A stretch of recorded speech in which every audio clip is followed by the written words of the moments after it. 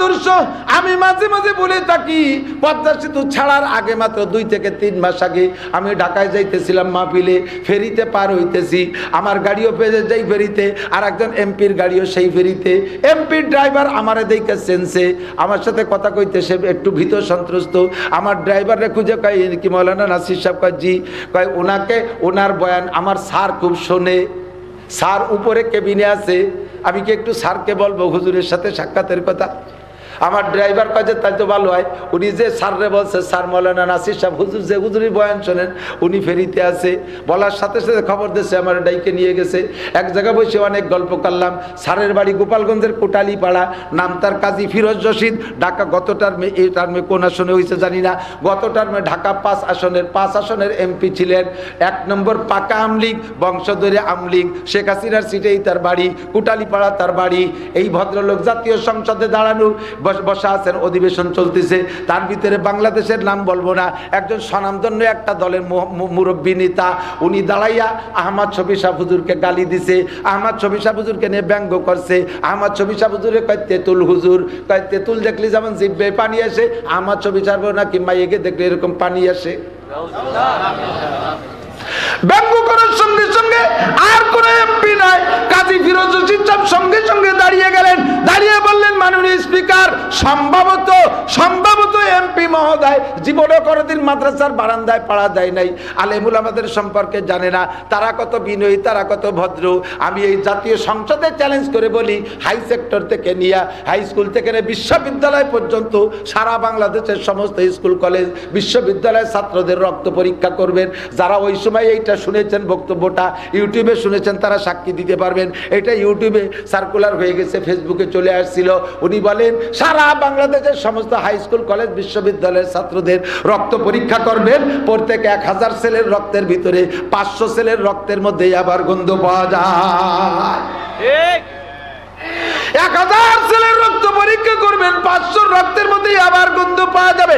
আমি জাতীয় সংসদে দাঁড়িয়ে চ্যালেঞ্জ করলাম, সারা বাংলাদেশের সমস্ত মাদ্রাসার ছাত্রদের রক্ত পরীক্ষা করবেন, একটা ছেলের রক্তের মধ্যে আবার গাছার গন্ধ পাওয়া যায় না। আল্লাহু আকবার। স্কুল কলেজের ছেলেরা 99% নামাজ পড়ে না, 1% তারা নামাজ পড়ে, তারা কোরআন তো পড়েই না, যত নোংরামি করে, পার্কে বসে বসে 2 জন বসে তসবিহ টেপে, আর দুনিয়ার আকাম কুকাম গাঁজায় বা ফেন্সিলিন হিরোইনের আড্ডা জমায়, উস্তাদের সাথে বেয়াদবি করে, স্যারের মাথায় রাইফেল ধরে, কাটা রাইফেল নিয়ে ফিল্ডিং মেরে বেড়ায়। আমার মাদ্রাসার ছেলেরা একটা বোমাও বানাইতে পারে না, এদের নামে অনার্থক মিথ্যা অপপ্রচার। উনি প্রতিবাদ করেছিলেন, মাদ্রাসার ছেলেরা শেষ রাত্রি ওঠে, যে সময় দুনিয়ার সবাই নাকে তেল দিয়ে ঘুমাইয়া থাকো, কচি কচি বাচ্চারা শেষ রাত্রি উঠা 2 রাকাত তাহাজ্জুদ পড়ে মালিকের কাছে দরখাস্ত করে, আরে তোমরা যারা ঘুমাই আছো তোমাদের জন্য তারা দোয়া করে, আল্লাহ দেশের মানুষকে সুখে রাখো, রাজা বাচ্চাদেরকে সুখে রাখো। মাননীয় যে এমপি মহোদয় অভিযোগ করেছেন, ওনার জন্য দোয়া করে মাদ্রাসার ছাত্ররা, ওনার জন্য ওনার বাপও দোয়া করে না, ওনার ছেলে মেয়েও দোয়া করে না, নিজে তো দোয়া জানেই না, ওনার বেঁচে থাকার দোয়াটাও ছাত্ররা করে, আহমদ শফির মাদ্রাসার উলামা ইকরাম করে। আর তাদের সম্পর্কে উনি মন্তব্য করেছেন, মাদ্রাসার ছেলেরা আল্লাহর রহমতে তারা অত দামি কিছু খায় না, ওরা পোলাও খায় না, ওরা ঘি খায় না, ওরা ডিম খায় না, ওরা সর্বি কলা খায় না, সকালবেলা ঘুম থেকে উঠে 4টে পান্তা ভাত কাঁচামরিচ দিয়ে খাইয়া আবার পড়তে বসে, 7 সবক চেষ্টা করে তারা ওঠে না, সকালবেলা 4টে ডাল ভাত খায়, আর রাতের বেলা এভাবে কান্নাকাটি করে। সেই সমস্ত মানুষদের সম্পর্কে সমালোচনা, আমার বিশ্বাস উনি জীবনে কোনোদিন মাদ্রাসার বারান্দায়ও যাই নাই। কথা বলেন ঠিক কি ঠিক না? আর উনি বলেছিলেন, উনি বলেন আমরা আওয়ামী লীগের নেতারা 20,20,000 প্যাকেট বানাইছিলাম বিরিয়ানির, দামি দামি গোশত দিয়ে 20,000 প্যাকেট বানাইয়া দাওয়াত দিয়েছিলাম, 20,000 মানুষ পাই নাই, 20,000 প্যাকেট বিরিয়ানি দেব, 8,000 ভাড়া দেব, তারপরও 20,000 প্যাকেট নেওয়ার মতো মানুষ পাইলাম না। আর আহমদ শফি সাহেব কেউ 20 টাকাও দেয় নাই, শাপলা চত্বরে কয়েক লক্ষ মানুষ জমা করেছে। এতেই প্রমাণ করে কারা কত বড় নেতা। এটা আমার কথা না, আমি ওনার কথাটাকে রিপ্লাই করতেছি, আমি ওইটাকে একটু রিলে করে শুনাইতেছি। আল্লাহু আকবার। যদিও আওয়ামী লীগের নেতা, আপনারা কে কি কোন দল করেন আমি জানি না, তবে ওনার ফ্যামিলির ভিতরে আল্লাহর রহমতের দিন আছে। উনি বলেন আমি মাদ্রাসা করেছি, আমার আলাদা মাদ্রাসা আছে, আমার বাড়ি নিজের বাড়ির বিল্ডিং এর টাইলস কিনছি আমি 150 টাকা ফিট, আর আমার মাদ্রাসার টাইলস কিনছি 250 টাকা ফিট। কারণ আমার টাইলসের উপরে বৈশা আমি গুনাহ করব, নামাজ কালাম পড়বো না, দুনিয়ার আড্ডা ফাড্ডা মারবো, আর আল্লাহর কোরআন পড়বে মাদ্রাসার টাইলসের উপরে। কাজে আমার টাইলসের চাইতে মাদ্রাসার টাইলস দামি হইতে হবে।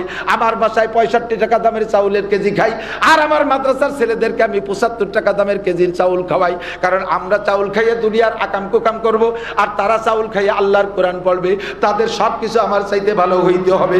আমার ছেলেদেরকে আমি সপ্তাহে 2 বার বিরিয়ানি খাওয়াই, আমি তাদেরকে ডেলি 2 বার ডিম খাওয়াই, তাদের আমি সর্বি কলা খাওয়াই, কারণ যেগুলো আমি খাবো তা তাদেরকেও খাওয়াবো, আমার চাইতে দামি তা তাদের খাওয়াবো। এই দরদ ভিতরে উলামায়ে কেরামের সাথে সম্পর্ক থাকার কারণে উলামায়ে কেরামের পক্ষে কথা বলে, কথা কোন ঠিক কি ঠিক না? আর উলামায়ে কেরামের বিপক্ষে যারা কথা বলে, আল্লাহ পাক রব্বুল আলামিন কুরআনে কারীমের মধ্যে বলেন উতুল্লিম বাদা যালিকা জানিম।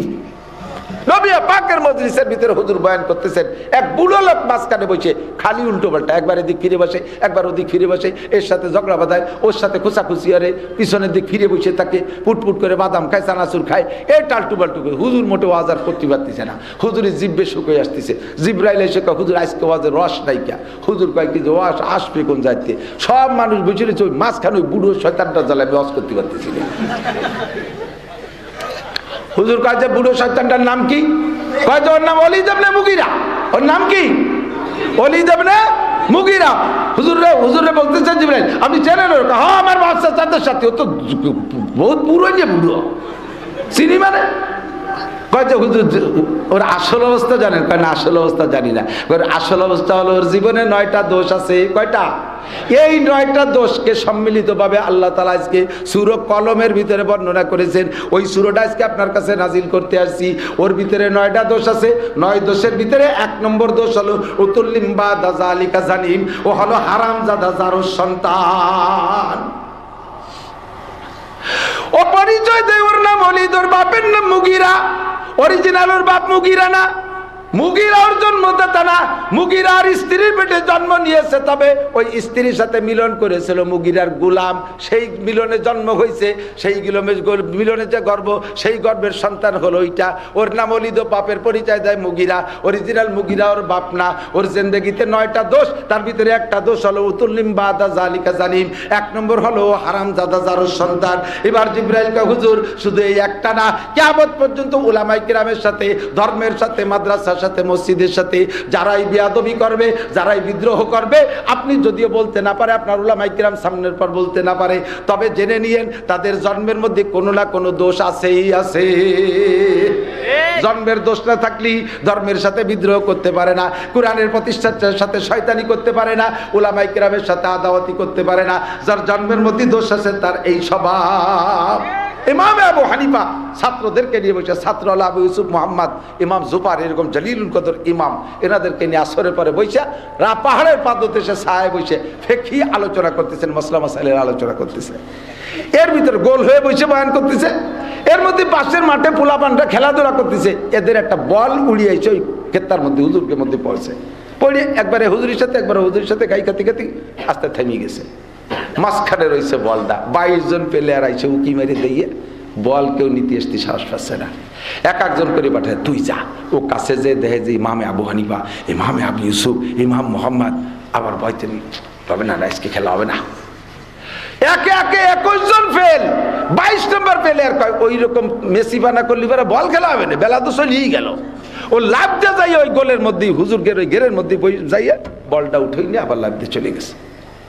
হুজুররা কেউ কিছু করে। ইমামে আবু হানিফা বললেন তদন্ত করে দেখো এই ছেলেটার জন্মের মধ্যে দোষ আছে। উলামায়ে কেরামের মজলিসের আদব বোঝে না। আগের 22-21টা ছেলে ভদ্র, ওদের জন্ম ঠিক আছে, ভয়তে আর চলে গেছে। বলতে এখন দিয়েই দিতাম, আমরা জানি পোলাপান খেলবে। দেখতেছি, ট্রাই করতেছি, অবস্থা কার কেমন। লাস্টে এইটা যে বিয়াদবি করে নিয়ে গেল, খুঁজে দেখো জন্মের মধ্যে দোষ আছে। কয়েকদিন পর ওই শাগরেদদের মধ্যে একজন আইসা আবু হানিফা রাহমাতুল্লাহকে বলতেছে, হুজুর সত্যি খুঁজে পাইছি, ওই ছেলেটা যখন মাতৃগর্ভে, তখন ওর বাপ আমার কাছে আসছিল মাসালা শুনতে, যে হুজুর ডাইরেক্ট হারাম না, ওটা হলো ইনডাইরেক্ট হারামজাদা, হালকা হারাম লাগছে, হালকা হারাম। ওর বাপও ঠিক আছে, মাও ঠিক আছে, গেছে, বৈধ মা বাবার সন্তান, তবে সমস্যা হয়েছে ও গর্ভে থাকা অবস্থার বাপ এসে আমার কাছে মাসালা জিজ্ঞেস করছে, হুজুর আল্লাহ তো কোরআন শরীফে নিষেধ করছে মাসিক অবস্থায় স্ত্রীকে ব্যবহার করা জায়েজ নাই, আমি তো মাসিকের মধ্যে ব্যবহার করে ফেলাইছি, সম্ভবত ওই মাসিকে গর্ভ ধারণ করছে, এইটার মশালা কি? হুজুর বলে এটা তো কবিরা গুনাহ করছেন। তো হুজুর বলেন যে ওই নিষেধাজ্ঞার ভিতরে স্ত্রীকে মাসিকের ভিতরে ব্যবহার করা নিষেধ, সেই নিষেধ হারাম অবস্থায় সেটাকে মিলন করে জন্ম দিয়েছে বিদায় ওটা ডাইরেক্ট হারাম দাদা না, ওটা আংশিক হারাম হয়ে গেছে, যার কারণে এতটুকু বেয়াদবি করে হুজুরকে মধ্যে বল নিতে পারছে। ভালো করে মনে রাখবি, নেতার প্রভাবে দলের প্রভাবে কোনোদিন এই জাতীয় কোনো প্রতিষ্ঠানের সাথে বেয়াদবি করবা না, উলামায়ে কেরামের সাথে বেয়াদবি করবা না, মাদ্রাসার ছাত্রর গায়ে হাত দিবা না। ওর কিন্তু একটা ফোন নাম্বার আছে, ও দিন ভরে টেলিফোন করে, রাতের বেলা ব্যাক কল পায়। আমার দিক তাকান, দিন ভরে টেলিফোন করে এক জায়গায়, রাতের বেলা ব্যাক কল পায়। আল্লাহর টেলিফোন নাম্বারে ফোন করে 24434, কতক্ষণ? আল্লাহর ফোন নাম্বার কত? 24434। 2 ফজরের 2 রাকাত কল করছে একবার, 4 জোহরের 4 রাকাত আরেক নাম্বার বসাইছে, আজ দ্বিতীয় ভোর আসরের 4 রাকাত আরেক নাম্বার বসাইছে, 3 মাগরিবের 3 রাকাত আরেক নাম্বার বসাইছে, রাতের বেলা ইশায় 4 রাকাত আরেক নাম্বার বসাই দিয়া কল করে এবার শেষ রাত্রে শুয়ে রইছে। শেষ রাত্রি মালিক এসে ব্যাক কল করে কয়, আলা মুস্তাগফিরিন ফাগফির আলা, আলা মুস্তাগফিরিন ফাগফির আলা, আলা মুস্তারজিকিন ফারজুকা, আলা মুস্তাশফিন ফাওয়াফিয়া, আলা কাজা আলা কাজা হাত্তা ইয়াতলু আল ফাজর। আল্লাহ নিজেই এসে ব্যাক কল করে ডেকে কয়, এ আব্দুর রহমান দিন ভরে কল করলি ঈশা পর্যন্ত, এখন ঘুমাই রয়েছে, কোন আসো আসো আমার বান্দা, তোমার কি প্রয়োজন? কে তোমারে মারছে? আল্লাহ অমুক দল অমুক লীগ অমুক পার্টি আমারে থাপ্পড় দিয়েছে। আল্লাহ আমরা প্রতিবাদ করতে পারি নাই, আমরা দুর্বল, আমরা কালেকশন করা লাগে, মুষ্টি চাল উঠানো লাগে, সৎকা ফেতরা খাওয়া লাগে, দান কালেকশন করতে যাওয়া লাগে, এই বইতে আমরা কিছু করতে পারি নাই। আল্লাহ আমার বিকেল বেলা থামলাছে, আল্লাহ কাজ শুনবি একটু পরেই খবর আসতেছে, তাহাজ্জুদের রক্ত শেষ, ফজরের রক্ত শুরু হয়েছে। ইমাম সাহেব প্রথম মাইক অন করে কয়, শোক সংবাদ, শোক সংবাদ, শোক সংবাদ। কি খবর? খবর পাওয়া গেল ওই মস্তানটারে আল্লাহ রাতারাত ফেলাই দিছে, মস্তানকে আল্লাহ ফেলাই দিছে। ফোন করছে, টেলিফোন করছে মালিকের কাছে, দিন ভরে ফোন করছে, রাতের বেলা ব্যাক কল করে আল্লাহ কাজ সুখবর শুনিয়ে নেয়। একে চশমে জাদান গাফিলা যা শাহনাবাসী, একে চশমে জাদান গাফিলা যা শাহনাবাসী, শায়াদ কেনে গা কুনাদা গাহনাবাসী, শায়াদ কেনে গা কুনাদা গাহনাবাসী। যখন আল্লাহ পাক দোয়া কবুল করে খাতা নিয়ে বসে, ওই সময় মজলুম যদি আহ ছাড়ে, ওই আহটার শাজিমে কবুল হইয়া যায়। তুমি যত বড় নেতা হও না কেন, এক কদম সামনে বাড়তে পারবা না, এক কদম ছাড়তে পারবা না, আল্লাহর হাতে অ্যারেস্ট হইয়া যাইবা। কথা বলেন ঠিক কি ঠিক না? আমরা কি জীবন ভরে মাদ্রাসার পক্ষে না বিপক্ষে? জোর হলো না, আরো জোরে। সিস্টেম বক্সিং সহ, বক্সিং পাকাতে দিছে পান, এইরকম বক্সিং দিলে বুড়ো আঙ্গুল ভেঙে দেন, এইরকম এরকম বক্সিং শেখেন, ধরেন ধরেন বক্সিং ধরেন। নারায়ে তাকবীর, বিশ্বের মুসলিম, বিশ্বের মুসলিম। আমি মনে হচ্ছে এই জায়গার মানুষ স্লোগান দিতে দিশে পায়, এক হয়ে শুয়ে থাকলে হবে, এক হয়ে কি হবে তা করতে হবে না, এক হও জিহাদ করো। বিশ্বের মুসলিম, এক হও জিহাদ করো। ইহুদিদের দালালরা, নেতানিয়াহুর দালালরা, জুবাইডের চেলারা, খ্রিস্টানদের আস্তানা, নারায়ে তাকবীর, জাযাকুমুল্লাহ। মাদ্রাসার পক্ষে আল্লাহ এই সব পক্ষীদেরকে তুমি কিয়ামতে আনসার সাহাবাদের সাথে জান্নাতি করে দিও। রাজি আছেন তো? আনসারীরা জান্নাতি না জাহান্নামী? আনসার সাহাবারা জাহান্নামী না জান্নাতি? জান্নাতি। আল্লাহ পাক আমাদের নসিব করে বলেন আমিন।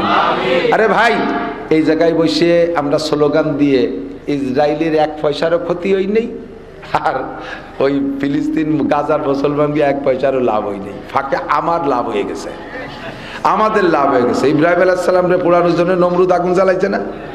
এই বিশাল আগুন 2 মাইল উঁচু হয়ে গেছে, আগুনের শিখা। এই আগুন নিবানোর মতো তৎকালীন জগতে কোনো ফায়ার সার্ভিস ছিল না। এর মধ্যে ব্যাং যে কয়লা, আমি কি নিবে দেবো?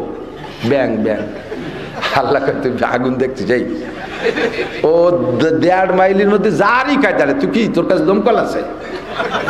ব্যাগে কয় আবে দরিয়া রা আগার না তু আকাশিদ হাম্বা কদরে তশনগি বায়াত শাশিদ। আল্লাহ তুমি যদি কও যে সাগরের পানি সেচিয়ে ফেলা, আমারে যদি হুকুম দাও তাহলে আমি যা পারি চেষ্টা করতে পারি, খাইয়ে পেট ভরে খাইয়ে উপরে ঢেলে দিয়ে গেলাম, আবার খেলাম, আবার বমি বেরিয়ে দিয়ে গেলাম, এ তো পারি। একটুক চেষ্টা ওকে করতে পারি রে, আল্লাহকে তা পারো, তা করে দেও কিভাবে পারো। ও সাগরেতে পানি খাইয়া কিছুক্ষণ অপেক্ষা করছে, ফ্যাটের মধ্যে যখন পানি পেশাব হয়ে গেছে, দূরিত্বে জাম করে 3 বার পেশাব করে দিয়েছে।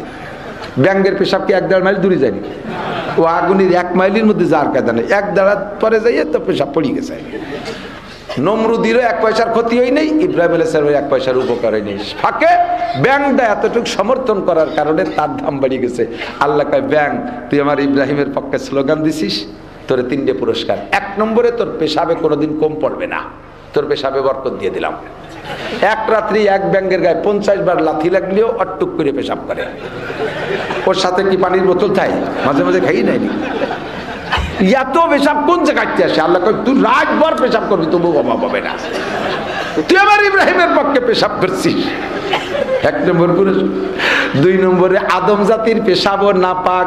মানুষের পেশাব পাক না না পাক? শুধু মহতাম সাহেবের পেশাব পাক?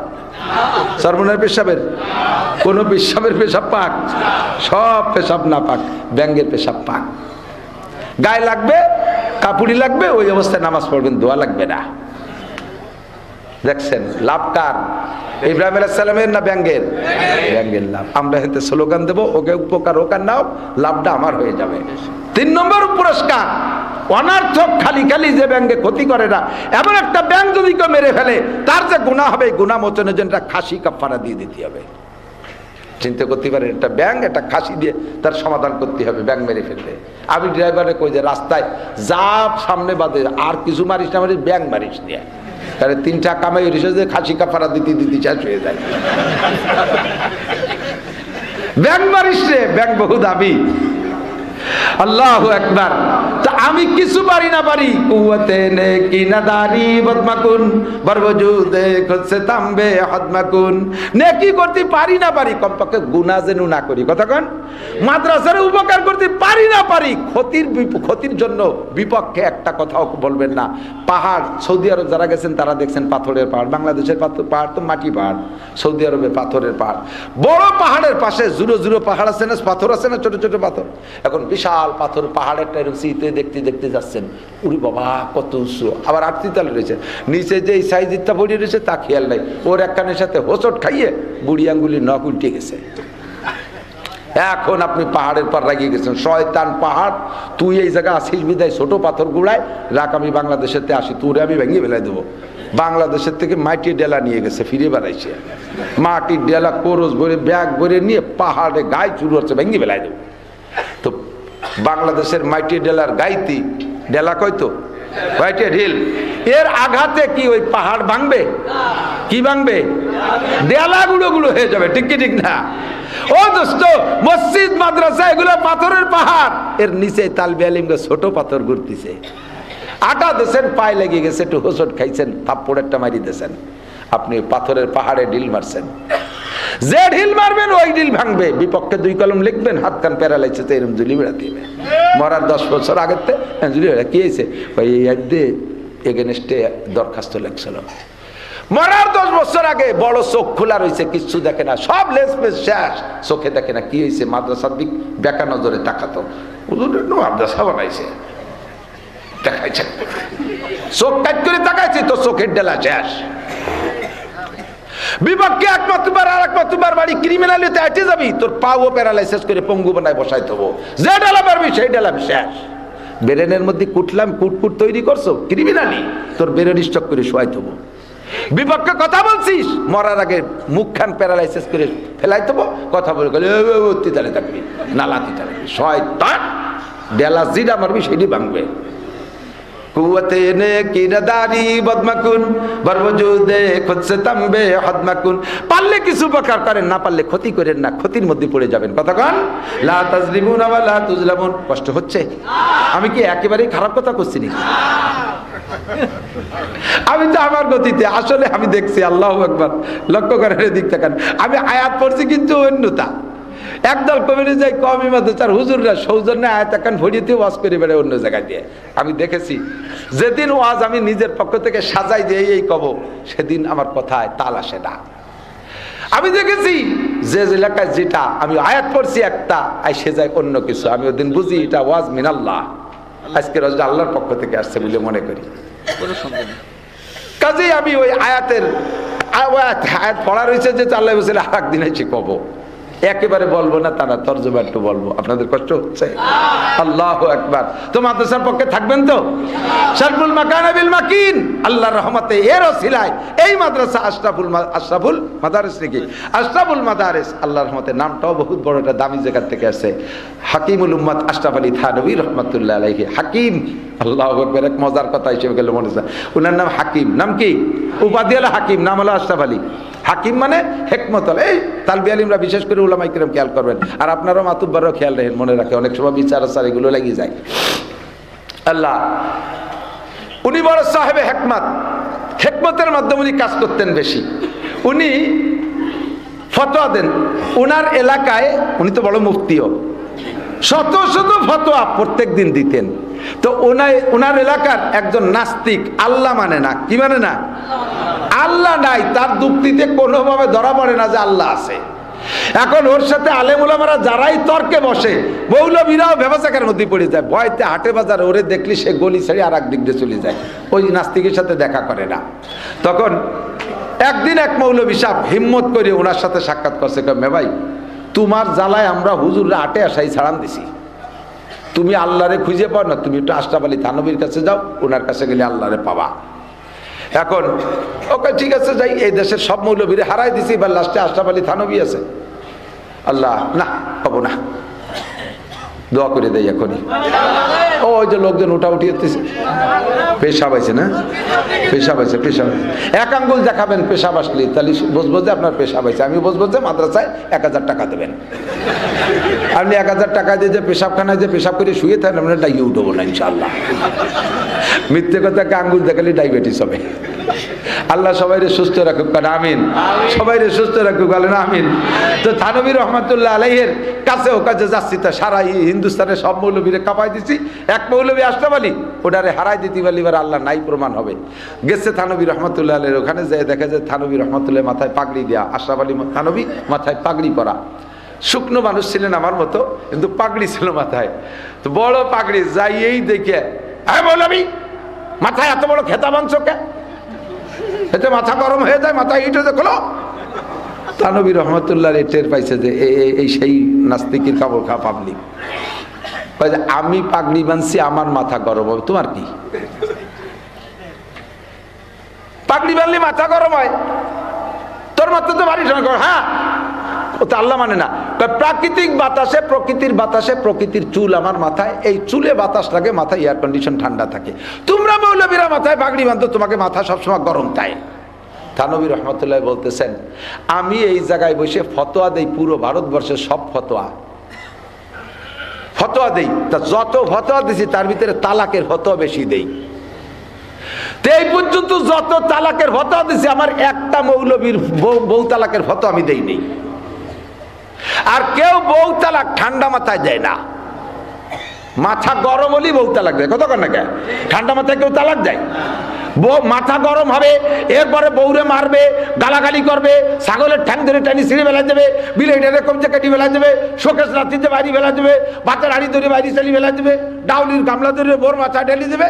এরপরে তালাক দেওয়া শুরু হবে, বউ তালাক, বোর মা তালাক, এলাকা ধরে তালাক, লাস্টে হুজুরও তালাক।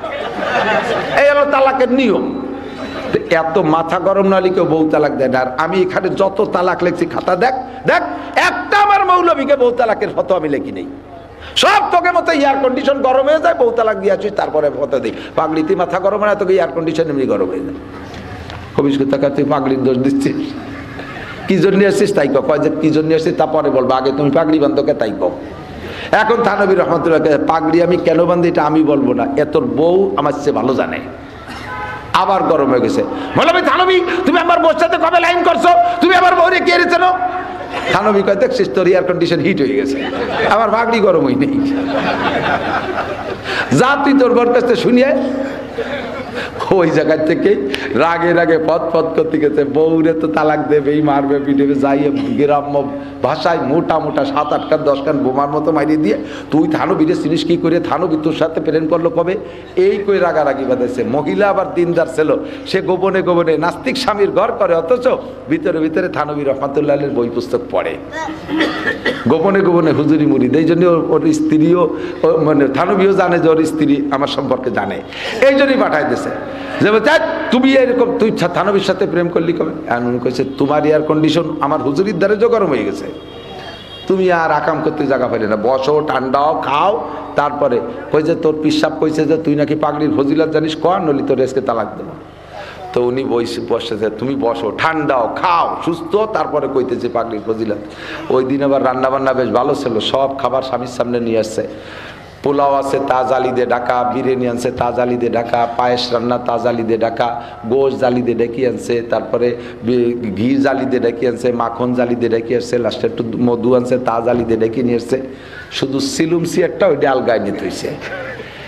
এখন ওই স্বামীরে আবার ওই জালি দিয়ে ডাইয়ে উপরে একটা কাপড়ও দিয়ে দিছে। তো বলতেছে, বলো তো স্বামী, এই কাপড় দিয়ে ডাকছি কেন? কয় যে মাছি যার বয়তে। বলো তো এই যে ঘিরে জালি দিয়ে ডাকছি কেন? কয় মাছি পড়ার বয়তে। আম জালি দিয়ে ডাকলাম কেন? মাছি পড়ার বয়তে। কাঁঠাল মাছি পড়ার বয়তে। বিরিয়ানি পোলাও মাছি পড়ার বয়তে। কয় তাহলে এই সিলুম সিডারে কেন জালি দিয়ে ডাকলাম না? কৌদি কয় সিলুম সি কেউ জালি দিয়ে ডায় নাকি? ওর মধ্যে তো রাত্রি দাদি পেশাব করে, দিনই আমরা থুককাশ বেলাই, ও কেউ জালি দিয়ে ডায় নাকি? এবার মহিলা বলতেছে, মুসলমানের মাথা, আলেম তালবিয়ানির মাথা, উলামায়ে কিরামের মাথা, নামাজি মানুষের মাথা, কোনোটার ভিতরে ঘি জালি দিয়ে ঢাকা লাগে, তার নাম টুপি। কোনোটার মধ্যে মাখন জালি দিয়ে ঢাকা লাগে, তার নাম ঘি, তার নাম টুপি, তার নাম টুপি। তারপরে কোনোটার ভিতরে বিরিয়ানি জালি দিয়ে ঢাকা লাগে, তার নাম টুপি।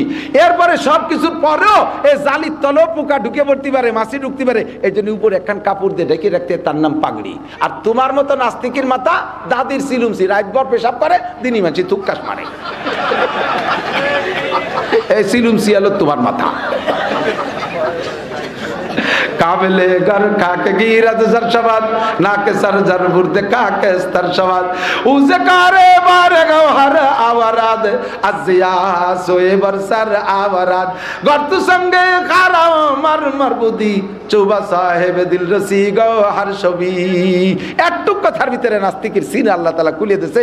বউরে কয়গুলো সব ঢেকে রাখো, আমি থানবীর কাছে যে কলেমা পড়ে মুসলমান হয়ে আসি। উদু ইলা সাবিলি রাব্বিকা বিল হিকমাতি ওয়াল মাউইজাতিল হাসানা। ও বন্ধু আমার দেশবাসী, আসেন মাদ্রাসায় আসেন, সন্তানকে দেন। আজকে যদি আমি মারা যাই, আমার ব্যক্তিগত শুকর আদায় করছি, আমার 4টে ছেলে হাফেজ, একটা মেয়ে হাফেজা। ছেলেরা আর 2-3 বছরের ভিতরে মাওলানা পাশ করে একের পর এক বেরোতে থাকবে ইনশাআল্লাহ। আমি ঘোষণা দেই, ইউটিউবে শুনেছেন, আমার ছেলেরা হাফেজ হইলে আমি তাদের পুরস্কার দেই উমরা। 2 ছেলে উমরা করছে 19 সালে, আর 2টার জন্য পাসপোর্ট নিয়ে এসে রোজার পরে নিয়ে যাবো ইনশাআল্লাহ। 1 বছর পরে মেয়ে 2টা তার মারে নিয়ে যাবো উমরা ইনশাআল্লাহ। আমি হাফেজের পুরস্কার উমরা দেব, কারণ তাদের ওসিলায় আমার মাথায় কিয়ামতে নূরের পাগড়ি পরানো হবে, আমাকে মতির মেম্বার দেওয়া হবে।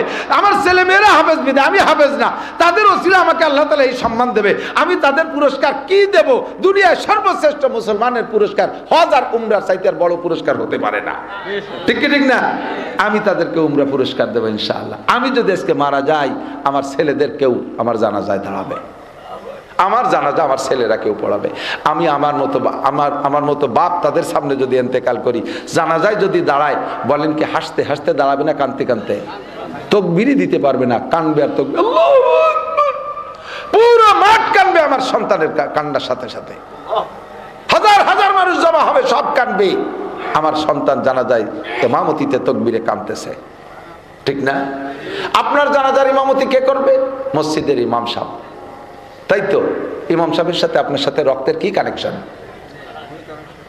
আরো যদি ইমাম সাহেবের ছুটির দিন আপনি মরিয়ে থাকেন, তাহলে আপনারে ফড়াই ছাড়ি দেবে জানাজা। 3 মাস ছুটি পায় না, আজকে কোনো মতে ছুটি নিয়েছে, ব্যাটিং বুটিং গুছাইছে, বউ ছেলে মেরে ফোন করছে রেডিও, এর মধ্যে খবরে আমার আব্বা মারা গেছে, আমার আব্বা মসজিদে সভাপতি ছিল, ইমাম সাহেব কি কর, শয়তান বাইসে থাকতেও জ্বালাইছে, মুড়িও জ্বালালো। আজ আবার ছুটির দিন মরছে, কত বড় শয়তান, আর 2 দিন পরে মরতো। রাখবে কি রাখবে না, সেইতে যাবে না। মোর সিটি জন আমার গাড়ি ফেলেছে, তো জানাজা আমি অজু করবো না, যা। জানাজায় দাঁড়াইছে মাস্টার, রাস্তার পাশে জানাজা, গাড়ি আসবে ব্যাগ বগ নিয়েই রেডি, জানাজা পড়িতে উঠে যাবে। এর মধ্যে 3 তকবীর দেওয়ার মধ্যে যে ট্রাকে হরেন দিচ্ছে, উনি করছে মনে করছে বাস আইছে, সালাম ফিরে দিচ্ছে, আসসালামু আলাইকুম রহমতুল্লাহ, সালাম আলাইকুম। মুসলিম হুজুর তকবীর 3 হয়েছে, তোর আর একটা দিয়ে না, গাড়ি ছেড়ে দিল। পরের বাপের জানাজা, তকবীর কম পড়লি বা তাতে কি হয়েছে, ঠিক না? আর আমার জানাজার দিন আমার ছেলের বিমান ফেল করতে পারে, তবু আমার জানাজার তকবীর কম হবে না, ঠিক কি ঠিক না? ও ভাই, হাসির ভিতরে যে আমি গল্প কথা বলি, এদিক লক্ষ্য করেন। আপনার জানাজার ইমাম কে? মসজিদের ইমাম সাহেব, তকবীর 3 দেয়, ঠিক আপনার করার কিছু নাই। আপনার একটা জানাজার ইমাম বানান, নিজের সন্তানের মধ্যে থেকে একটা ইমাম বানান, ঠকবেন না। আমি চ্যালেঞ্জ করে বলি, এর ভিতরে কয়জন আছেন পাবলিক, বছরে কয়বার বিমানে উঠছেন, জীবনেও কোনোদিন এয়ারপোর্টের মধ্যে ঢুকতে পারেন নাই, এরকম পয়সাওয়ালা পাবলিক আছেন, আছেন না নাই? আছে না? আর প্রত্যেক বছর আল্লাহর রহমতে 10 বার 20 বার 50 বার পর্যন্ত বাংলাদেশের ডোমেস্টিক বিমানে আল্লাহ আমাকে উঠায়। একটা জেনারেল সার্টিফিকেট আমার নাই, আল্লাহর কোরআনের সাথে একটু ছোঁয়া লাগাইছি, তাই আল্লাহ তাআলা আমাকে এত সম্মান দিয়েছে। আল্লাহ পাক আমাকে এত সম্মান দিয়েছে। একটা বিমানের টিকিট, এই যে আজকে মোবাইলের মধ্যে ঢুকে গেছে, 14 তারিখে সিলেট যাব, আপ ডাউনের টিকিট, সাথে আমার ড্রাইভারের টিকিট এসে গেছে। কি লাগে? সার্টিফিকেটে কি দেয়? হাজার হাজার সার্টিফিকেট আল্লাহরা, MA পাস, মুকুসরে সানা বান্ধে ঘুরে বেড়াচ্ছে, অটো চালায় বেড়ায়। আল্লাহর রহমতে, আল্লাহর কোরআনের আলেম, যোগ্য আলেম হান সন্তান কেউ সারতে পারবে না, সম্মানেরও শেষ নাই। আরে তোমার ডাক্তার ইঞ্জিনিয়াররা তোমারে বৃদ্ধাশ্রমে ফেলাইতে ইটালি, অস্ট্রেলিয়া, আমেরিকা থাকবে, মৌলবীরা জীবনে কোনোদিন ফেলাইতে যাবে না। কথা কন না কেন? খাক না খাক, গ্রামের সাধারণ মসজিদের ইমামতি করবে, তবু আব্বা মাকে কোলের কাছে রাইখা নিজে যা খাবে তাই খাওয়াবে। ঠকবেন না, দুনিয়াও জিতবেন, আখিরাতেও জিতবেন ইনশাআল্লাহ। বিশ্বাস আছে না? কথা বলেন আছে? এদেশের মানুষ কওমি মাদ্রাসা বুঝতে চাইতো না। আরে ভাই, কওমি মাদ্রাসা, একটা ছেলেরে মাদ্রাসায় পাঠাইছেন কি জন্য বলেন তো? আলেম হবে এই আশায় না? যে মাদ্রাসায় দেন আলেম হবে এই আশায় না? আলেমদের একটা ইউনিফর্ম আছে না? ইউনিফর্ম বলছেন তো, জাতীয় পোশাক। বিডিআর তো আপনাদের বাড়ির কাছে আছে, ওদের যে একটা জাতীয় পোশাক আছে না? পুলিশের আলাদা পোশাক আছে না? আর্মির আলাদা পোশাক আছে না? আলেমের তাহলে আলাদা পোশাক আছে না? মাদ্রাসায় দিচ্ছেন 10 বছর পড়ার পরে সে প্যান্ট শার্ট পরে, গেঞ্জি পরে, নায়কের মতো দাড়ি চাইছে, একটু একটু খুসা খুসা দাড়ি নিয়ে, খালি মাথায় ঝাঁকড়া, একেবারে কিম জং উনের মতো চুল কাটছে। ওই যে উত্তর কোরিয়ার প্রেসিডেন্ট কিম জং উন না, সেজন্য কুত্তো সুলা দিয়ে উপরের জাকা ধরে রেখে দিয়েছে। মাদ্রাসায় পড়ি সেইরকম চুল নিয়েছে। তোর মাদ্রাসায় পড়তে গেছে চোর? হ্যাঁ, মাদ্রাসায় বলে যদি তুই সুন্নতের পাবন্দি করতে না পারিস, তোর মাদ্রাসায় বলে না তাকে। যে মাদ্রাসায় বললে সুন্নতে পোশাক পরে না, যে মাদ্রাসায় বললে দাড়ি ছাটে, দাড়ি কাটে, খুদার কসম তাকে মাদ্রাসা বলে না। কথা বলেন ঠিক ঠিক না? ভয় পাচ্ছেন? যে মাদ্রাসায় পড়লে এরকম একটা ফিগার হয়, তার নাম মাদ্রাসা। 5 বছর 10 বছর ছেলে মাদ্রাসায় পড়ার পরে যে প্যান্ট শার্ট পরে বাড়ি আসে, তার কিসের মাদ্রাসা? কোরআন শরীফটা শুদ্ধ করে পড়তে পারে না। আল্লাহর রহমতে মাদ্রাসায় পড়ার মাকসাদ হলো ছেলে আলেম হবে, আলেমের ইউনিফর্ম হবে, আলেমের সুরত হবে, আলেমের শেকেল হবে, আমার জানাজা পড়ার যোগ্যতা রাখবে। এলাকায় বহুত মসজিদে নামাজ পড়তে ঢুকতে সাহস পাই না, চেহারা বড় সুন্দর, বেড়া তুসো সোনালি রঙের টুপি, আবার একটা গায়ে দেশে, উপরে রুমাইল, তার উপরে সৌদি আরবের টায়ার একখান পেঁচাইছে। জানেন সৌদি আরবে যে টায়ার লাগায়, তা কোরআন শরীফ যখন পড়ে সে বিটি গেছে বেকায়দা। তাই দিয়ে নামাজ তো দূরের কথা, কি যে কব ভাষাই খুঁজে পাচ্ছি না, ওর পিছনে নামাজই দাঁড়াইতে পারি না। আল্লাহর রহমতে আমাদের কওমি মাদ্রাসা ছোট্ট ছোট্ট পোলাপান নুরানিতে পড়ছে, দেখেন তার কিরাত কারে কয়, দেখেন জানাজা কি সুন্দর। আপনি তো বুড়ো হয়ে গেলেন জানাজা ভর্তি ভর্তি, দোয়ার ইন্টারভিউ নেব, জানাজার দোয়া, মাঠ খালি হয়ে যাবে 2 মিনিটের মধ্যে। ওরা জানাজার দোয়া জানে না, 10-15 বছর মাদ্রাসায় পড়ে, আজও শুদ্ধ করে কোরআন পড়তে পারে না, জানাজার দোয়াটা জানে না শুদ্ধ করে পড়তে। এর নাম মাদ্রাসা না। মাদ্রাসা এর নাম যেখানে পড়লে সুন্নতের পাবন্দি করে, সুন্নতের আমল হয়, আর চেহারাটা আল্লাহর মধ্যে আলেমি সুরতে আসে, এর নাম মাদ্রাসা। সাথে থাকবো তো ইনশাআল্লাহ। আমাকে আল্লাহ তাআলা যে তৌফিক দিয়েছে, আমি যদি ইচ্ছা করি, আপনাদের মনে হয় কষ্ট হয়ে যাচ্ছে, হুজুর দোয়া করে দিন, এখনই এখানে বসেন হুজুর, এদিক তাকান, আমি যদি ইচ্ছা করি প্রত্যেক মাসে 1 লক্ষ 2 লক্ষ টাকা খরচ করে আমার আব্বার নামে একটা মিলাদ আমি দিয়ে দিতে পারি। 1 লক্ষ 2 লক্ষ টাকা প্রত্যেক মাসে আমার আব্বার জন্য আমি খাওয়াই দিতে পারি। খাওয়াই না তা না, এইটা আমি দেই, আমার মাদ্রাসার লিল্লা বোর্ডিং আমি চাউল কিনে দেই, খাই, ওরা কোরআন হাদিস পড়ুন। বাৎসরিক মাদ্রাসার কোনো উন্নয়নের কাজ আসলে, বিল্ডিং এর কাজ আসলে তার ভিতরে কালেকশন যদি থাকে 10 লাখ, আল্লাহর রহমতে বাকি 10 লাখ আমার থেকে আমি দিয়ে দিই। এটা আমি নাম তো এই বলা প্রয়োজন, মানে এখন আপনাদের উৎসাহিত করার জন্য বলছি, আল্লাহে অন্য কোনো উদ্দেশ্যে নয়। বাকি 10 লক্ষ টাকা আমি দেই। এটা দেওয়ার সময় আমি নিয়ত রাখি, আল্লাহ আমার মূর্খ আব্বা, আমার অশিক্ষিত আব্বা, কৃষক আব্বা, আমার আব্বা কৃষক মূর্খ ছিলেন, আমার আব্বা দুনিয়ার কোনো লোভ না করে আমার আলেম বানাইছে, আল্লাহ তুমি আমার তৌফিক দিয়েছো, আমার এই ঘরে মসজিদের ভিতরে যা কিছু দিচ্ছি সব নেকি আমার আব্বার আমলনামায় দিয়ে দিও। আমি ইচ্ছা করলে বছরে দুটি বড় ধরনের মিলাদ দিতে পারি। ও মিলাদ হলো কলা গাছের মতো, মিলাদ কলা গাছের মতো। কলা গাছ তো আপনাদের দিকে হয়, কলা গাছে কলা হয়েছে, এক কান কাটিয়ে খেয়ে ফেলাইছেন, 6 মাস পরে ওই গাছে আর এক কাজ হবে না, 1 বছর লাগবে না? ওই গাছে ফিরে আর এক কানে থেকে 1 বছর লাগে? কোনোদিন হয় ওই এক কান বলতো শেষ। আর আম গাছ লাগালি 2-5 বছর পরে কি আর হয়? বোঝে নাই। আম গাছ লাগালি 5 বছর পরে আরো হয়, 10 বছর পরে হয়, 20 বছর পরে হয়, কাঁঠাল গাছে হয়, নারকেল গাছে হয়। তা আমি অত বড় বুকার আছে আমার বাপের জন্য আমি কলা গাছ লাগাবো, একটা মিলাদ ছড়াই দেবো, এই পর্যন্ত শেষ। বছরে একবার মৃত্যুবার্ষিকী, বাপের মৃত্যুবার্ষিকী, একটা কলা গাছ এক কান কেটে খাওয়া শেষ। আমি সারা বছর দিতে থাকবো, রব্বির হাবুমা পড়বো, সারা বছর ভরে মাহফিলের থেকে দোয়া কালেকশন করব।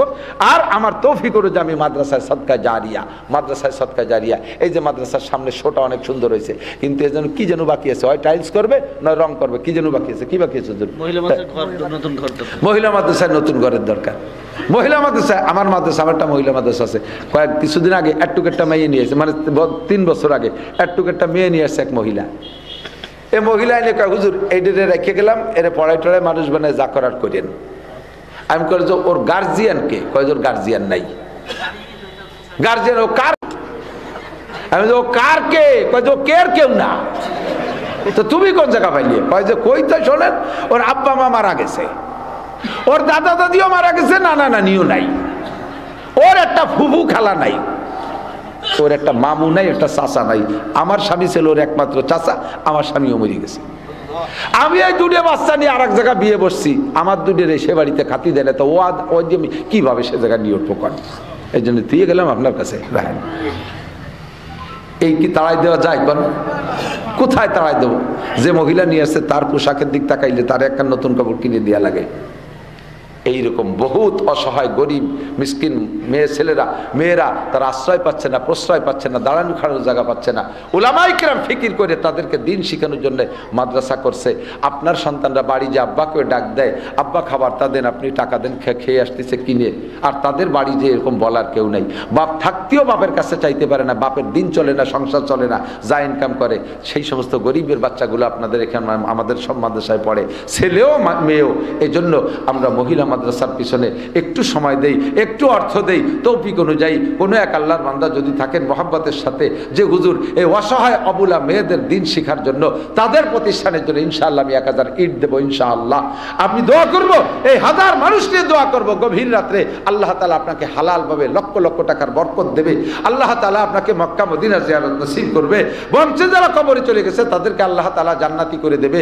দুনিয়ায় যারা বেঁচে আছেন তাদেরকে আপদ বিপদ বালা মুসিবত থেকে রক্ষা করবে। এই মেয়েটা আলেমা হয়ে যাবে, এখান থেকে আপনার এই ইটের ঘরের ভিতরে থাইকা ওর পেটে যত সন্তান হতে থাকবে তারাও দিন শিখবে, সব নেকি আপনি পাবেন। সদকা জারিয়ার নিয়তে এক আল্লাহর বান্দা মোহাব্বতের সাথে কি বলতে পারবেন যে হ্যাঁ ইনশাআল্লাহ আমি এই মহিলা মাদ্রাসার জন্য 1000 ইট দেবো ইনশাআল্লাহ? একজন আল্লাহর বান্দা দাঁড়িয়ে হিম্মত করে বলেন, দেখেন একজন বলবেন ইনশাআল্লাহ, ধারাবাহিক দিতে তাহলে থাকবে। একটা বলবে নারায়ে তাকবীর, কি নাম দাদা? মোহাম্মদ শরীফুল ইসলাম, নারায়ে তাকবীর। ভাই শরীফুল ইসলামকে আল্লাহ হায়াতে তয়বা বাড়ায় দাও, বলবেন না আমিন? সুস্থতার সাথে লম্বা হায়াত দাও, হালাল ভাবে লাখ লাখ কোটি কোটি টাকার মালিক বানায় দাও। আল্লাহ পূর্ণ ফ্যামিলি ধরে মক্কা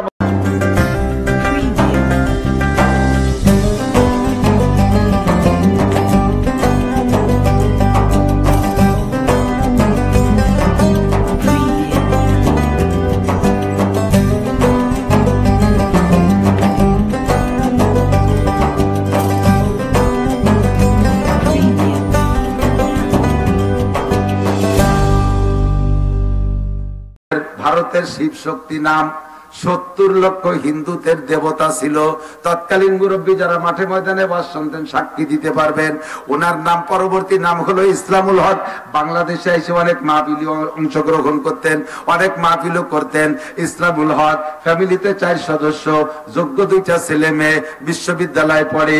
আবার উনিও বড় নিজেও বহুত বড় জেনারেল পণ্ডিত মানুষ। হিন্দু ধর্মের একেবারে পুরো ভারতের ভিতরে শীর্ষ 2-3 জনের একজন ছিলেন। আল্লাহু আকবার। ওনার স্ত্রীও তো এত বড় পণ্ডিতের স্ত্রী তো মূর্খ না। পুরো ফ্যামিলি জেনারেল উচ্চ শিক্ষায় শিক্ষিত। দুনিয়ার মানুষের ভারতের হিন্দুরা ওনাকে আকাশচুম্বী শ্রদ্ধা করত। লক্ষ লক্ষ কোটি কোটি টাকা হাদিয়া দিত। হাদিয়ার টাকা দিয়ে বহুত ল্যান্ড প্রপার্টিজ উনি অংশ সংগ্রহ করেছেন। কোটি কোটি টাকার মালিক হয়ে গেছে। হিন্দু ভদ্রলোক সকালবেলা ঘুম থেকে উঠলে হাজার হাজার হিন্দুরা এসে পায়ের উপরে পয়রা সিজদা দেয়, মহিলারা এসে উলুধ্বনি দেয়, আগাগোড়া দুধ পানিতে ভিজাই ফেলায়, দেশের যত দামি খাবার সব খাওয়ায়। হঠাৎ করে এক রাত্রে স্বপ্নে দেখে 4 জনেই একই স্বপ্ন দেখছেন। সকালবেলা ঘুম থেকে উঠা প্রত্যেকের চেহারা পরিবর্তন হয়ে গেছে। তওবা করো আর অন্তর থেকে ক্ষমা চাও আল্লাহর কাছে। আর তুমি তওবা করো, সামনে নেক আমল করার পাক্কা প্রতিজ্ঞা করো। আর তুমি চেষ্টা করো নেক আমল করার জন্য। ওই রাত্রে শুয়ে তুমি এমন একটা পাক্কা প্রতিজ্ঞা করে তওবা করো, আমি আল্লাহর সিদ্ধান্ত হলো ফাউলাইকা ইউবাদদিলুল্লাহু সাইয়্যাতিহিম হাসানাত। তোমার বিগত জীবনে যত গুনাহ করেছিলে সব গুনাহগুলো শুধু ক্ষমা করে দিয়ে শেষ করব না, ওই মুহূর্তে গুনাহ সংখ্যা পরিমাণ নেকি দিয়ে আমলনামা ভরপুর করে দেব। আরে ভাই, এ জায়গা আসছি তো নেকি কামাই করার জন্য আর গুনাহ মাফ করানোর জন্য না। কি বলেন, কথা বলেন? কোন পদ্ধতিতে কোন সিস্টেমে এগুলোর থেকে বাঁচা যায় তারই একটা পরামর্শ নেওয়ার জন্য আর দেওয়ার জন্য আমরা আছি না। কি বলেন? একটা পরামর্শ হলো এভাবে ডান কাতে শুয়ে হিসাব লাগাবেন, ফজর থেকে বিছান পর্যন্ত আমি কয়টা গুনাহ করেছি, ভুল কি কি করছি এগুলো স্মরণ করবেন। একদিনেরটা একদিন হিসাব করলে পেয়ে যাবেন, এক সপ্তাহটা হিসাব করলে হিসাব করতে পারবেন না। কাজেই দিনের দিনটা হিসাব আল্লাহর নবী শিখিয়ে দিয়েছেন। ডান কাতে শোবেন সুন্নতি বডি নিয়া।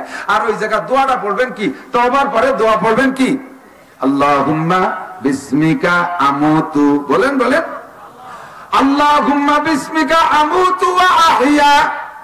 কি বলছেন জানেন? তরজমা জানেন?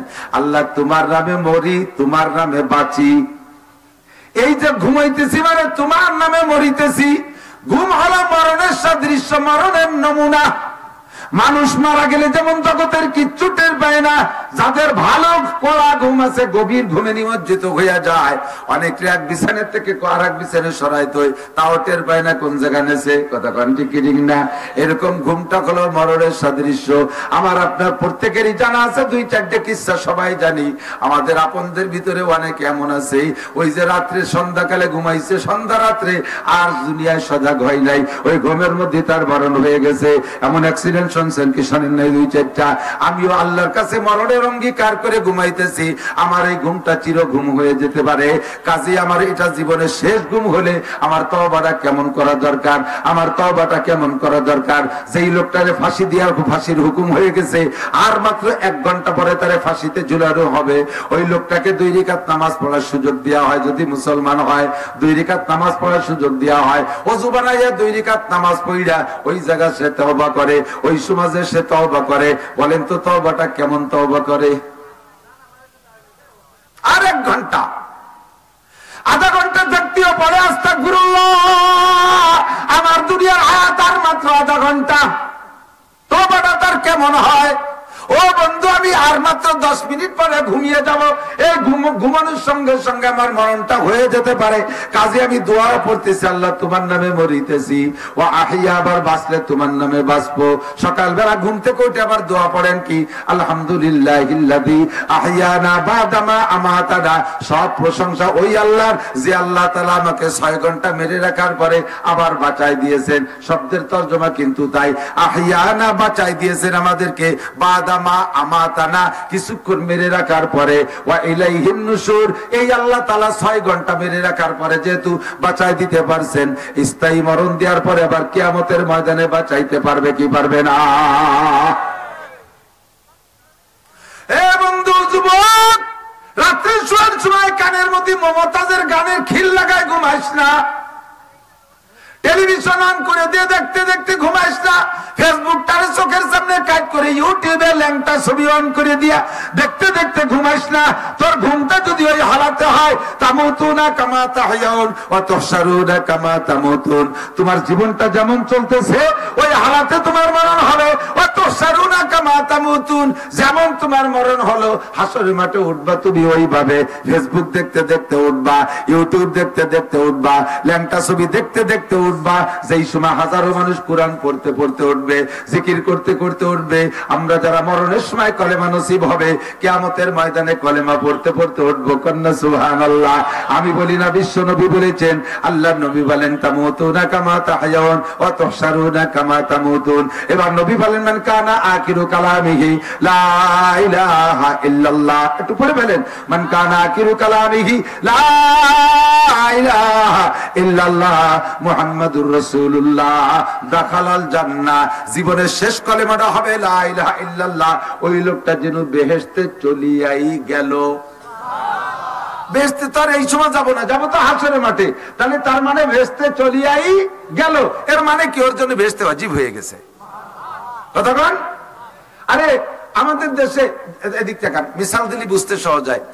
চেয়ারম্যান দুইজন প্রার্থী দাঁড়াইছে, একজন নির্বাচনে দাঁড়াইয়া একটা বড় মিছিল হয় না, আগে কত বড় মিছিল, ইদানিং কয় শো ডাউন। শো ডাউন মানে শো দিয়ে ডাউনে শুয়ে পড়তে হয়। এই শো ডাউনই বেরোইছে, এক চেয়ারম্যান ঘুরিয়ে আইছে, শো ডাউন দিয়ে ডাউনে শুয়েই পড়ছে। 5 জন নিয়ে গেছে, ঘুরতে ঘুরতে 5 জনের 2 জন পলায় চলে গেছে কোন পাশ দিয়ে, আর একটাও বাড়ে নাই। আর আরেকজন লোক নিয়ে বেরোইছে বাড়িতে, চেয়ারম্যান সাহেব সামনে সামনে পুরো ইউনিয়ন ঘুরিয়ে দেখতে চেয়ারম্যান বাড়ি চলে এসেছে। লাস্টের মানুষগুলো বাড়ির থেকে এখনো বাড়ি ছাড়তে পারে নাই, তারাও ঘুরিয়ে আসবে। তাহলে 2 চেয়ারম্যানের এই অবস্থা, শো ডাউন দিয়ে কি বোঝা যায়? যার এত লোক তারে বলা যায় কি, তারে কয় যে তুমি চেয়ারম্যান হয়েই গেছো, তুমি চেয়ারম্যান হয়েই গেছে। আরো 5 জন নিয়ে ঘুরিয়ে আইছে, তার 2 জন পথে তারাই গেছে। তাহলে উনি ফেল করিয়ে ফেলাইছে। কতক্ষণ? আল্লাহর নবী বলেন, যার মরার কালে কলেমা নসিব হলো, তুমি বেহেশতে চলিয়াই গেছো। তুমি বেহেশতে জবানে কলেমা পড়তে পড়তে মরছো, কিয়ামতের ময়দানে উঠবা লা ইলাহা ইল্লাল্লাহ লা ইলাহা ইল্লাল্লাহ লা ইলাহা ইল্লাল্লাহ লা ইলাহা ইল্লাল্লাহ লা ইলাহা ইল্লাল্লাহ লা ইলাহা ইল্লাল্লাহ। দুনিয়ার কাজ করো ফাঁকে ফাঁকে বড় লা ইলাহা ইল্লাল্লাহ, লেখতিছো ফাঁকে ফাঁকে বড় লা ইলাহা ইল্লাল্লাহ। কারণ না জানি কোন কলমের পর আমার মরণ হয়ে যায়, না জানি কোন মূর্ধান কাটার পরে আমার মরণ হয়ে যায়, না জানি কোন পেঁয়াজটা লাগানোর পরে আমার মরণ হয়ে যায়। ও মহিলা, না জানি আমি কোন কোন তরকারিটা কোটার পরে আমার মরণ হয়ে যায়। ফাঁকে ফাঁকে একটু পড়তে হবে লা ইলাহা ইল্লাল্লাহ লা ইলাহা ইল্লাল্লাহ লা ইলাহা ইল্লাল্লাহ লা ইলাহা ইল্লাল্লাহ লা ইলাহা ইল্লাল্লাহ মুহাম্মাদুর রাসূলুল্লাহ। গত বছর আমাদের গোপালগঞ্জের ইসলামপুর ভবানীপুর মাদ্রাসা ইসলামী ইসমাইল কাতারি সাহেবদের মাদ্রাসায় মাওলানা আব্দুল মালিক সাহেব হুজুর দাওয়াত বরকাতুল আলিয়া আসলেন। আমরা সমস্ত ওলামায়ে কেরাম ওনার ছাত্র, আমাদের গোপালগঞ্জ এবং ফরিদপুরের এই অঞ্চলের সমস্ত বড় বড় আলেম ওলামা বসা। উনি ক্লাস পড়াই, একটা ক্লাস করাইতেছেন, হাদিসের একটা ক্লাস করাইলেন, বুখারী শরীফের একটা ক্লাস।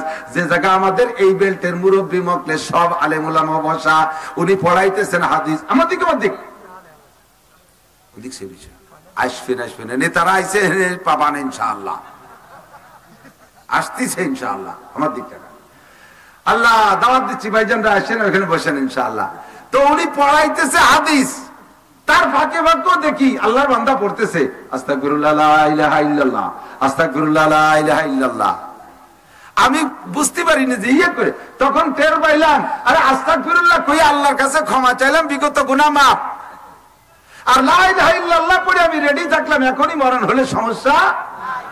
তাহলে আমার এনি টাইম রেডি থাকতে হবে দুইটা কথা কইয়া, আস্তাগফিরুল্লাহ কয়ে পিছনের গুনাহ থেকে মাপ চা থাকতে হবে, লা ইলাহা ইল্লাল্লাহ বলে মরণের জন্য রেডি থাকতে হবে। কতক্ষণ হাদিস পড়াই, কোরআন পড়াই, ফাঁকে ফাঁকে বলতে হবে আস্তাগফিরুল্লাহ লা ইলাহা ইল্লাল্লাহ।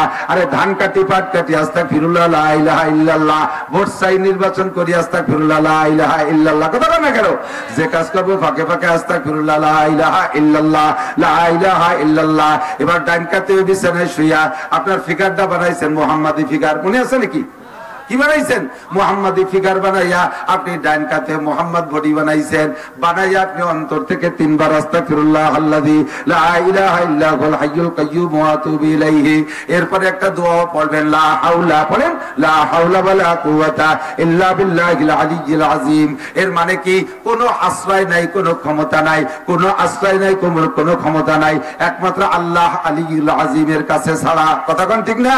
এই বলে নিজেকে নিজে আত্মসমর্পণ কইরা সারেন্ডার করে আল্লাহর কাছে সুপর্দ করে দিয়ে আপনি এবার পারলে একটা দুরূদ শরীফ পড়বেন, পারলে 40 বার, না পারলে কমপক্ষে 3 বার পড়েন। ইনশাআল্লাহ যে সিস্টেমে বলে দিচ্ছি এই সিস্টেমে আপনি যদি রাত কাটান, এমন করে 40টা রাত যদি আপনি অতিবাহিত করতে পারেন, সর্বোচ্চ 40 রাতের ভিতরে আপনি 40 রাতের যে কোনো একটা রাত্রে বিশ্বনবী মুহাম্মদুর রাসূলুল্লাহ সাল্লাল্লাহু আলাইহি ওয়াসাল্লামকে স্বপ্নে দেখতে পারবেন। বডি বানাইছেন মুহাম্মাদি বডি, আর দুরূদও পড়ছেন নবীকে স্বপ্নে দেখার দুরূদ। আল্লাহর নবী বলেন যেই ব্যক্তি রাতে অন্তর থেকে তওবা কইরা সুন্নতি তরিকায় সুন্নতি বিছানায় শুইয়া, নারী হোক আর পুরুষ হোক, এইভাবে যদি এই দুরূদ শরীফটা যদি পড়ে, রাআনি ফিল মানাম, ও আমারে স্বপ্নে দেখতে পারবে, ও আমারে স্বপ্নে দেখতে পারবে। সাহাবায়ে কেরাম বলেন হুজুর আপনারে স্বপ্নে দেখে লাভ কি? আল্লাহর নবী বলেন আরে আমারে স্বপ্নে দেখে লাভ হলো মান রাআনি ফিল মানাম রাআনি ইয়াউমাল কিয়ামা, যে আমারে দুনিয়ায় স্বপ্নে দেখবে সে আমারে কিয়ামতের ময়দানে সরাসরি দেখতে পারবে। হুজুরকে দুনিয়া আপনারে দেখলাম না, হাসরের মাঠে আপনারে দেখে লাভ কি?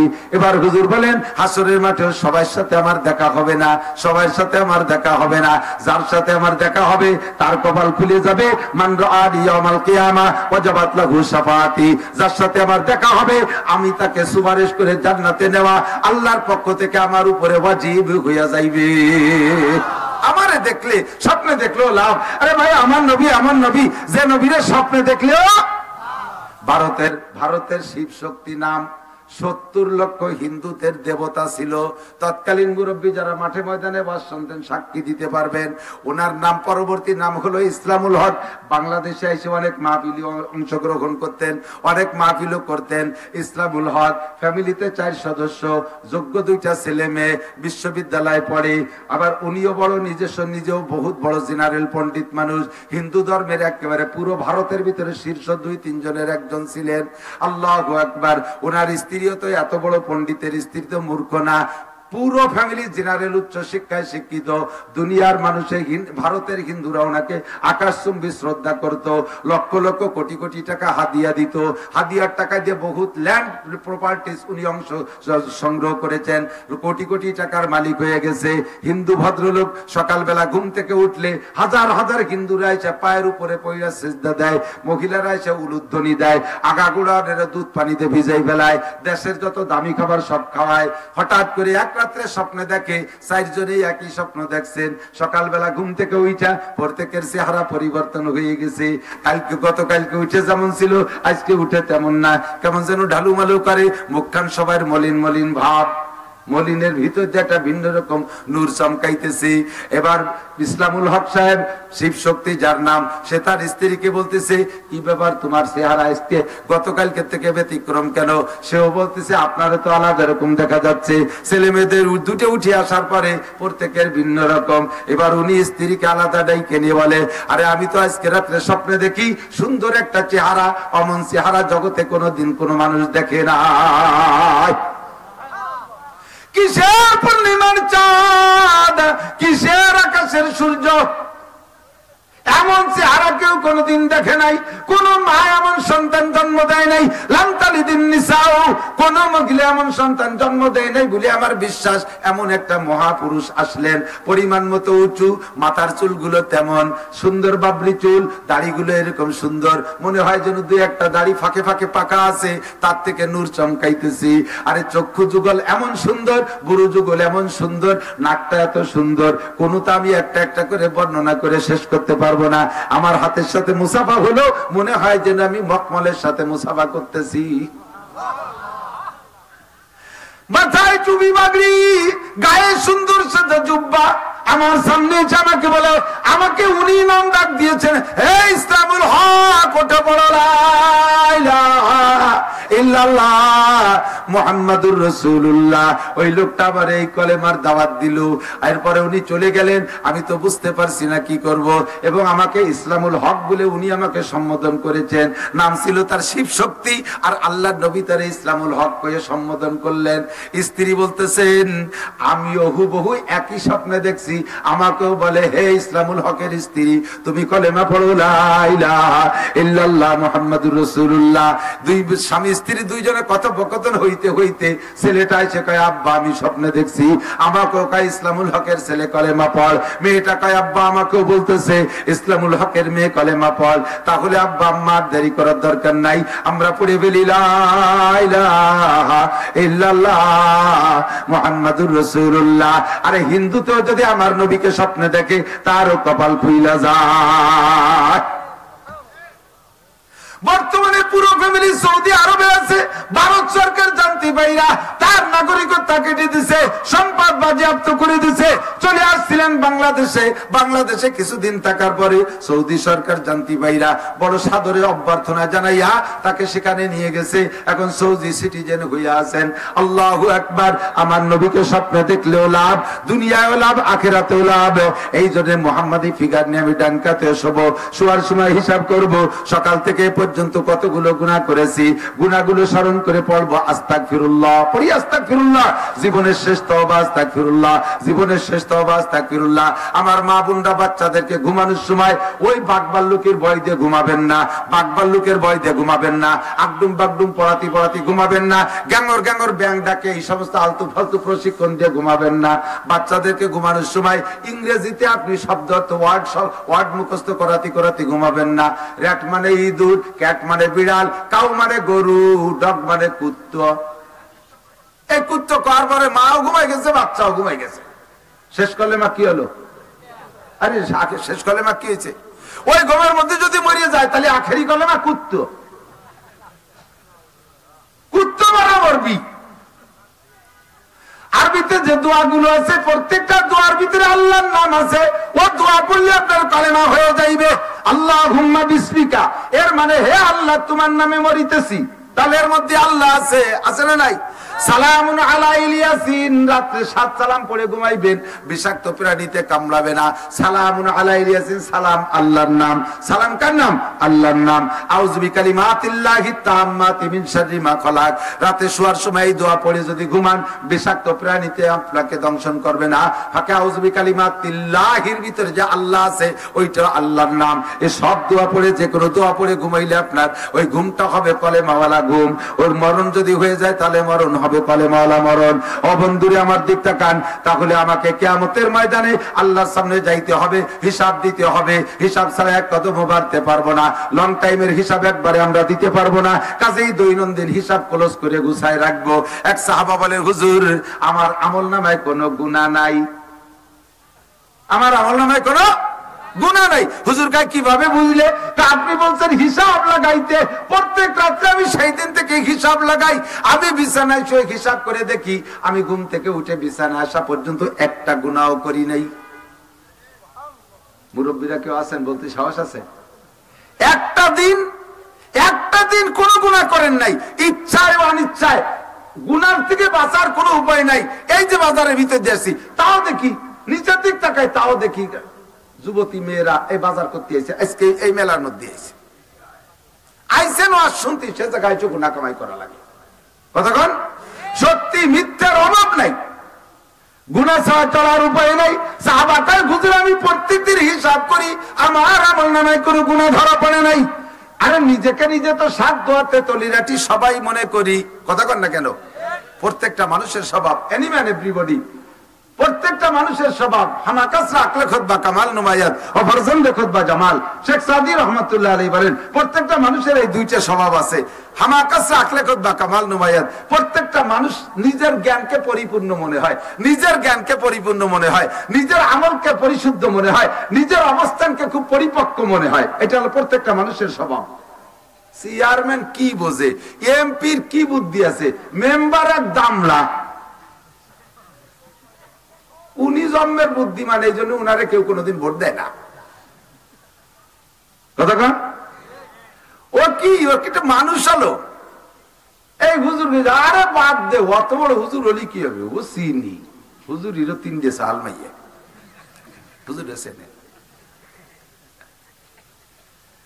প্রত্যেককে নিজেকে নিজে বেশি ভালো মনে হয়, আর নিজের জ্ঞানকে পরিপূর্ণ মনে হয়, আর একজনের বুদ্ধি কোনো বুদ্ধি না। আর অফরজান্দে খুতবা জামাল, আর নিজের সন্তানকে খুব সুদর্শন মনে হয়। আর একজন এটা যত ভালো হোক, কোন না কোনো খুদ ধরিয়ে সেটার একটা সমালোচনা করবে, কি এত ভালো চেহারা, কান্ডা একটু বিহা, অথচ ওনারটা না কি নাই, ওর দাঁত কেমন, অথচ ওনারটার দাঁত 3 মাড়ি ঠিক আছে না নাই? কথা কন, আল্লাহ সমালোচনা পরনিন্দা এগুলো বাদ দেই, আমার আত্মসমালোচনা করি, আমি কত দোষে দোষী, কথা কন না কেন, আমি কত দোষে দোষী, নিজের আত্মসমালোচনা করি। আমার হিসাব যদি আমি হিসাব করি, তাহলে আমার আর কাহারও হিসাব করার সময় থাকে না, কাহারও হিসাব করার সময় থাকে না, আমার নিজের হিসাবটা আমি নিজে করলে, কথা কন না কেন, আমি সবচাইতে বড় দোষী, আমি সবচেয়ে বড় দোষী। আল্লাহু আকবার। আমার আপনার জিন্দেগির 4টি হিসাব দেওয়া লাগবে কি লাগবে না? 1 নম্বরে আনুমরিহি ফিমা আফনা, তোমার গোটা জিন্দেগির হিসাব যা বলতে চাইছি সাহাবা পায়, আমি 3 দিক দিয়ে বুঝছি আমি ইমানদার, ওই সাহাবা কয় হুজুর আমি 3 দিক দিয়ে বুঝছি আমি ইমানদার। 1 নম্বরে আমি প্রত্যেকদিন হিসাব লাগাই দেখি আমার আমলনামায় কোনো গুনাহ নাই। 2 নম্বরে আমার দিক তাকান, 2 নম্বরে হুজুর আমি হিসাব করে দেখছি, আল্লাহ আমি মুমিন এর হিসাব করে দেখছি, আমার 2 কাঁধে ফেরেশতা কিরামান কাতিবিন, 2 কাঁধে ফেরেশতা আছে না নাই? 2 কাঁধে ফেরেশতা, আমার ডাইন কাঁধের ফেরেশতা অবিরাম লেখার জন্য ব্যস্ত থাকে, বাম কাঁধের ফেরেশতা কোনো আমল করতে সময় পায় না, বাম কাঁধের ফেরেশতা লিখতে সময় পায় না, ওরে আমি কোনো কলমের খসখসি শব্দ শুনি না। আমি এতে বুঝছি আমি শুধু নেকি করি, আমি গুনার কাজ করি না, গুনাহ করলে তো ওরই লিখতো, কথা কোন ঠিক না? আল্লাহু আকবার। এই হিসেবে আমি বুঝছি পাক্কা ইমানদার। ও বন্ধুরে, দৈনন্দিন হিসাব লাগাইলে আপনার কাছে ধরা পড়বে আপনি মুমিন না ইমানদার না বেঈমান, আপনি কতটুকু আমলওয়ালা, এটা প্রত্যেক দিনের হিসাবে প্রত্যেক দিন ধরা পড়বে। এই জন্য আমার গোটা জিন্দেগির 4টে মুহূর্তের হিসাব আল্লাহর কাছে দেওয়া লাগবে। এই চিন্তা মাথায় থাকলে একটু যা করব বুঝে শুনে করা লাগে, পা বাড়াইতে গেলে একটু হিসাব নিকাশ করে বাড়ানো লাগে। আল্লাহ 1 নম্বরে আনুমরিহি ফিমা আফনা, জবাব দেওয়া লাগবে কি লাগবে না আল্লাহর সামনে? সারা জীবন কোথায় কিভাবে কাটাইছো জবাব দিয়ে যাও। 2 নম্বরে আইন সাবাবিহি ফিমা আবলা, এ যুবক আমার দিক তাকাও, গোটা জীবনের হিসাবের মধ্যে যৌবনকাল এসে গেছে, তারপরও যৌবনকালের কথা হাদিসে আলাদা করে আসছে, কারণ যৌবনকালটা ইম্পর্টেন্ট টাইম, যৌবনকালটা ইম্পর্টেন্ট টাইম। বুড়ো হয়ে গেলে যে কোনো মানুষ ভালো হয়ে যায়, বুড়ো হয়ে গেলে ভালো হওয়া স্বাভাবিক, কিন্তু যৌবনকালে ভালো হওয়া বড় কঠিন। যৌবনকালটাকে যদি কেউ কন্ট্রোল করতে পারে, আল্লাহর নবী বলেন আরশে আজিমের নিচে বসাইয়া আল্লাহ পাক 500 বছর পর্যন্ত তার কুদরতি হাত দিয়ে বান্দার মুখে উঠাই খানা খাওয়াবে যেই সকল মানুষদেরকে। তার ভিতরে 2 নম্বর হলো শাবুন নাশা ফি ইবাদাতিল্লাহ, যে যুবক আর যুবতী যৌবনকালটারে কন্ট্রোল করলো, যৌবনে নামাজ পড়ে, যৌবনে রোজা রাখে, যৌবনে পর্দা করে, যৌবনে গান শোনে না, যৌবনে মদ খায় না, যৌবনে জেনা করে না, যৌবনে বেপর্দা করে না, যৌবনে জারি যাত্রা করসা গাজির গানে যায় না, যৌবনে উড়াকান্দি যায় না, যৌবনে ঠাউর বাড়ি যায় না, যৌবনে বাবার বাড়ি খাজার বাড়ি যায় না, যৌবনে চুরি ডাকাতি করে না, যৌবনে মারামারি দাঙ্গা হাঙ্গামা করে না, যৌবনে অকথ্য ভাষায় গালাগালি কাজাকাজি করে না। এক কথায় যৌবনকে কন্ট্রোল করে, যৌবন কালে পারলে তাহাজ্জুদের নামাজ পড়ে, 5 ওয়াক্ত জামাতে নামাজ পড়ে, আর 5 ওয়াক্ত জামাতে নামাজ পড়ে সুযোগ মতো তবলিগের সময় লাগায়, যৌবন কালটারে কাজে লাগাইয়া স্কুল কলেজ ইউনিভার্সিটি যেখানেই পড়ো না কেন তুমি পড়ো, তবে এই যৌবন কালে তুমি একটু কোরআন পড়া শেখো, একটু কোরআন পড়া শেখো। যুবক একটু কোরআন পড়া শেখো। কোরআন পড়লে চেহারায় নূর বাড়ে, কোরআন পড়লে চোখের পাওয়ার বাড়ে, কোরআন পড়লে আল্লাহর রহমতে তোমার ব্রেন ভালো হয়। দেখো স্কুল কলেজে পড়ার ভিতরে তুমি তোমার সাথীদের মধ্যে খুঁজে দেখো, যেই ছেলেটা স্কুল কলেজেও পড়ে আবার তবলিগের সময় লাগায়, দিনদারির সাথে থাকে, ওই ছেলেটার সময় অপচয় হয় কম, কাজেই তার রেজাল্ট হয় ভালো, তার রেজাল্ট ভালো হয়। তবলিগের সময় লাগায়, আলেম ওলামার সাথে সময় লাগায়, মাঝে মাঝে আব্দুল গফফার সাহেব হুজুরের কাছে যায়, মাসে একবার যায়, এই ছেলেগুলোর দেখবেন যে রেজাল্ট ভালো, কারণ তার সময় অপচয় নাই, রাত্রে টাইম মতো ঘুমায় যায়, রাত 2টা 3টা পর্যন্ত ফেসবুক ইউটিউবে সময় নষ্ট করে না, মোবাইলের পিছনে, এই ছেলের সময় নষ্ট হয় না, ফজরের নামাজ সময় মতো উঠে পড়ে। আবার ইচ্ছা করলে অনেক যুবক আমি জানি, অনেক যুবক স্কুল কলেজের যুবক আল্লাহর রহমতে তাহাজ্জুদের নামাজও পড়ে, শেষ রাত্রে উঠে তাহাজ্জুদ পড়ে, মা বাপ ঘুমায় রয়েছে, এলাকার সব গুণ কলেজের যুবক তাহাজ্জুদের নামাজ পড়ে আল্লাহর কাছে মুনাজাত করে, আল্লাহ আমি যেন কিয়ামতের ময়দানে শাহাবুন নাশাফি ইবাদাতিল্লাহ আরশে আজিমের নিচে যেই 7 গুণের মানুষ জায়গা পাবে, আমি আল্লাহ আমি যেন সেই যুবকদের অন্তর্ভুক্ত হতে পারি, আমি যেন তাদের সাথে দাঁড়াইতে পারি। হাসান হুসাইন রাদিয়াল্লাহু তাআলা আনহুমা হবেন যুবকদের নেতা, আমি যেন ওই নেতাদের দুইজনের সাথে আরশে আজিমের নিচে যাইতে পারি। দুনিয়ার যে সকল নেতারা টন মারে, মন মারে, রাস্তা মারে, খাল মারে, ভিজিয়ে কাঠ মারে, পঙ্গু ভাতা মারে, বয়স্ক ভাতা মারে, বিধবা ভাতা মারিয়ে খায়, এই সমস্ত নেতাদের সাথে যেন আল্লাহ আমার হাসর নাসর না হয়। যে সকল নেতারা আল্লাহ কিয়ামতে আরশে আজিমের নিচে জায়গা পাবে, হাসান হুসাইন রাদিয়াল্লাহু তাআলা আনহুমা, উনাদের সাথে আমাকে উঠার তৌফিক দিও। এইগুলো শেষ রাত্রে তাহাজ্জুদের নামাজ পড়ে। যুবক নিজের যৌবনকে কন্ট্রোল করে, চক্ষুরে কন্ট্রোল করে, হাতরে কন্ট্রোল করে, জুলুম অত্যাচার করে না, মানুষের উপরে আঘাত করে না, অকথ্য ভাষায় গালাগালি কাজাকাজি করে না। এই যুবক তোমাকে আল্লাহর রহমতে আরশে আজিমের নিচে জায়গা দেওয়া হবে। যুবতী মহিলা, এই বয়সটাই গুনার বয়স। আরে বুড়ো হয়ে গেলে তো এমনি ভালো হয়ে যায়, বুড়ো হয়ে গেলে এমনি ভালো হয়ে যায় না? মাঝে মাঝে কই আমার চাচা বলতেন, মৌলানা আব্দুল ওয়াহাব সাহেব রাহমাতুল্লাহ চন্দ্রদি গেলে মহতাম সাহেব ছোট ছোট চুটকি বলতেন, তার মধ্যে একটা চুটকি আমার মনে আছে। একজনটা জিজ্ঞেস করছে, এক বুড়ো জিজ্ঞেস করছে এক যুবক, এই তোর বাপ যে আগে এই চার দোকানে আসতো, আমরা দুইজনে কাশিয়ে পাল্লা দিতাম, কিটা বেশি কাশতে পারে? তোর বাপ রে যে মাস তিনিক দেখি নাকি মরি টরি গেছে নি? কয় না কাকা, আব্বা তো বাইসি আছে, আসে না রাস্তাঘাটে তেমন, তো বাইসি আছে, তোর বাপের কাশ সারছে? বলে হ্যাঁ, কাশ সেরে গেছে। কিভাবে সারলো? কাশতে কাশতে বল বাইরে আসে, এমনি সারান দিছে। যেদিন বল ছিল সেদিন কাশছে, এখন বল ও নাই, কাশাই সারান দিছে, এইভাবে সেরে গেছে। তো বুড়ো হয়ে গেলি ভালো হয়ে যাও, এমনি ভালো হয়ে যাও।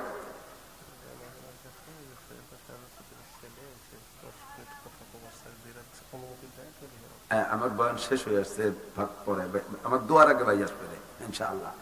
আমাদের সৈয়দা সাজেদা চৌধুরী, আল্লাহ তাআলা মরহুমাকে জান্নাতি করুক, বলেন আমিন। ওনার ছেলে আসছে, প্রার্থী তো একটু দোয়া নেবে আপনাদের কাছে। ভোট টোট চাবে না, দোয়া নেবে, কারণ এ মাঠ তো সবাই জানে। কারে কয়জন ভোট দেবে? আপনার উনি ভোট চাইলে যে ভোট দেবেন, বলে হ্যাঁ দেবো। ফিরে আর একজন এসে ভোট দেবেন, হ্যাঁ দেবো। অত জায়গা তো দেওয়া যাবে না, উনি খালি দোয়া চাবে, ঠিক না? ইনশাআল্লাহ আমার বয়ান শেষের দিকে, লম্বা বয়ান করবো না, যে কথাগুলো বলছে এই কথাগুলো ইয়াদ রাখলেই হবে। উনি আসবেন আমার বয়ানের পরে ইনশাআল্লাহ। মাঝে ঢুকলি বয়ানের লাইন নষ্ট হয়ে যায়, আর উনটা তো নিশ্চয় আমাদের জনদরদি, উনটা তো এই ডিস্টার্ব করবে না ইনশাআল্লাহ। আসবে দোয়া নিতে, আমরা দোয়া করবো ইনশাআল্লাহ। তো কি বলা হয়, শাহাবুন নাশাফি ইবাদাতিল্লাহ, যে যুবক তার যৌবনকালটাকে ইবাদতের মধ্যে অতিবাহিত করেছে, আরশে আজিমের নিচে জায়গা পাওয়া। জোরে কোন সুবহানাল্লাহ।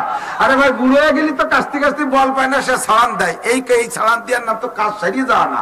যৌবনকালে যতদিন কাশার ক্ষমতা আছে, অদিনের ভিতরে যদি কাজ ছেড়ে দেয়, না কাশে, তাহলে বোঝা যাবে সে সুস্থ হয়েছে, নাকি বলেন? যখন কাস্তে কাস্তে বল নাই, সেই সময় ছাড়ান দিচ্ছে, ও ছাড়ানোর কোনো দাম নাই। আমরা যৌবনকালটাকে ইবাদতের মধ্যে কাটাবো। যুবকরা একটু পাক্কা সিদ্ধান্ত নিতে পারবে ইনশাআল্লাহ? ইনশাআল্লাহ। দেখি কোন কোন যুবক নিতে পারবা। আমি নামাজ পড়বই ইনশাআল্লাহ, নামাজ পড়বই। বলো কয়েক তো সপ্তাহে খালি শুক্রবারে? কয়েক তো জোর হলো না? কয়েক তো অকথ্য ভাষায় বকাবকি করব